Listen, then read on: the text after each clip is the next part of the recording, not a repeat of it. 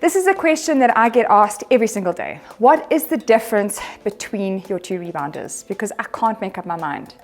So this is the LR Spring Studio Pro, and that's the LR Bungee Studio Pro, and they are both incredibly different rebounders. The first thing I must say though is that I've made them to be very similar in bounce. So both of them are really firm. They're not soft bounces, like a soft bounce and a hard bounce. If you had to jump on either one, the experience is almost the same. But there's a few things that make them different. So firstly, the Spring Rebounder is a more compact rebounder. If you are wanting to fold it up and take it with you on holiday, overseas, or whatever, this one comes with doesn't come with a carry bag, but you can buy a carry bag separate. You can fold this rebounder literally just by pulling the leg, folding it. The whole thing folds in half, very compact.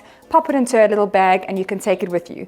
So if you're a personal trainer or fitness instructor wanting to do mobile home training, this is the answer, okay? Because you don't have to take off the legs each time.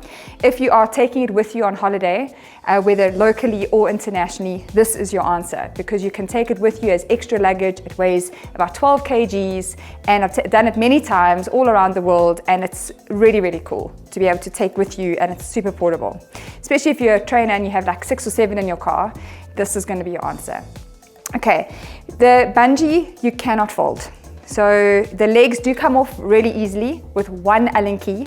You can pop all the legs into a little Ziploc bag or a little bag of some kind, drawstring bag, and all you need is an Allen key to unscrew them. The legs come off, but the whole frame stays that big. So if you have a roof rack, great. If you have a trailer, great. Or if you have a car that's quite wide and the seats fold flat, you can put the rebounder in the back flat and then put all your luggage or whatever on top. So you can still take this with you, but you have to unscrew the legs. Okay, that's the one thing. And then to pop the legs back on takes literally 3 minutes, especially with some practice. So you can travel with them both, but this one is really easy to just snap in half, and that one is a little bit more work. This one is much lower to the ground, so if you're scared of heights, maybe this isn't the one to get. Lower to the ground and obviously much, much smaller. Whereas this one is higher, it's got your big spider legs, it's like a bulkier one, but more space. So if you have big feet, or if you're tall, long legs, then a bungee rebounder is definitely going to feel more spacious, a bit more comfort, whereas this one is definitely one that can like store quickly in the corner. This one, I would suggest always having it out like this, okay? So some of the similarities are the fact that every one of the springs is individually placed, okay? So one bullhorn has 2 springs like that. So if one bullhorn comes out or one spring is lost, which doesn't happen that often, but if it does happen, you can replace just that one bullhorn, just that one spring, which is great. You don't have to replace your whole rebounder.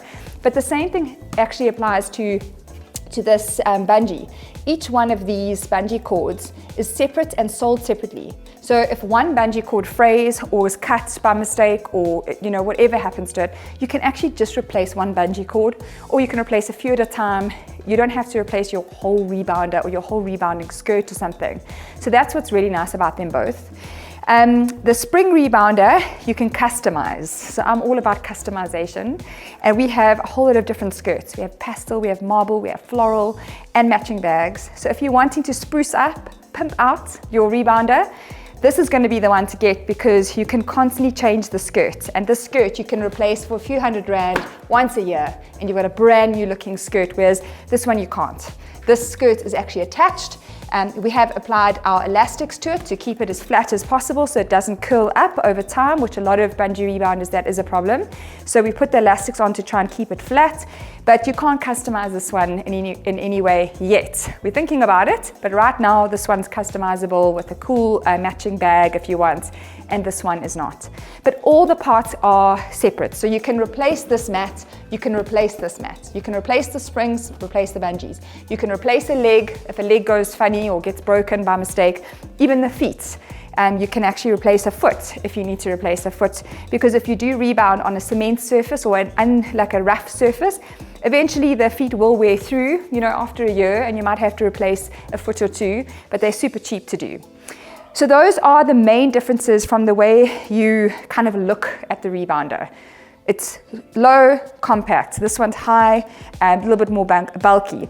But if you're on this rebound, if you can see, like the space to move and work is definitely smaller So if you like me and you've got short legs and, you know, average size feet, you'll be fine on this rebounder. But if you have a size, you know, 10, 11, 12 shoe, this might feel too small. Okay, so then I would really recommend, if you do buy a spring rebounder, that you make sure you get something like these, sticky socks, or your sticky sort of shoes like these, your fit kicks, because it makes your foot much smaller on the rebounder, more compact. Whereas a tacky would be cumbersome, makes your foot longer, bulkier, and it makes the skirt feel very small.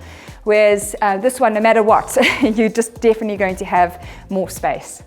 Okay, then when it comes to the legs, these legs pull and fold in.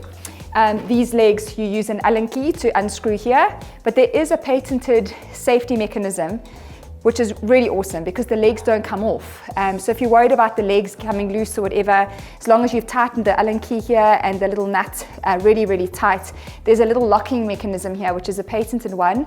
We have to pay a lot of money to get a whole lot of these legs sent to us because there is a patent on the legs. So it has a locking mechanism, which is really good from a safety perspective. Okay, so that's also what's really nice, but that one, the spring rebounder, has a little safety lock in it with a spring attached. So it's like both of the rebounders have their values. This one, sometimes I rebound on a bungee because I just feel like having more space. I feel like I can jump a little bit higher. These as well don't require any greasing. Sometimes the rebounders squeak a bit. This one's silenced, so it doesn't really squeak, but sometimes you might need to get a little bit of food grade grease and just pop it in here with an earbud to make it silent. But our new models are really quiet compared to our old model, which was a bit squeakier and required grease big time. These ones are actually pretty quiet, which is amazing. So that is one thing, you would never have to grease a bungee rebounder ever, whereas the springs require a little bit more TLC. Some people also prefer the fact that there's no sort of like sharp parts.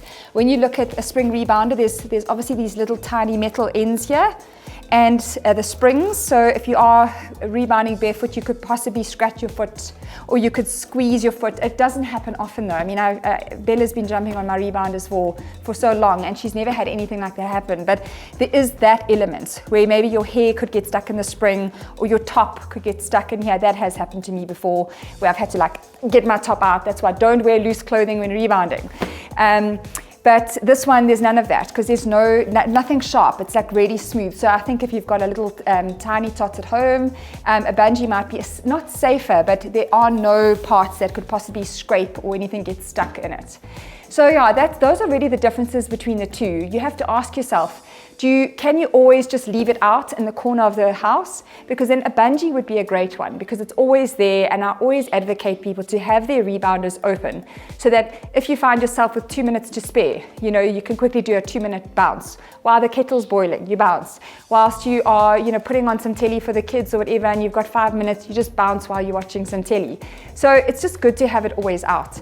But if you are in a tiny apartment and space is not your friend, then this would be great because in between workouts you can fold it, pop it into a corner, into a cupboard even under the bed. It folds super flat.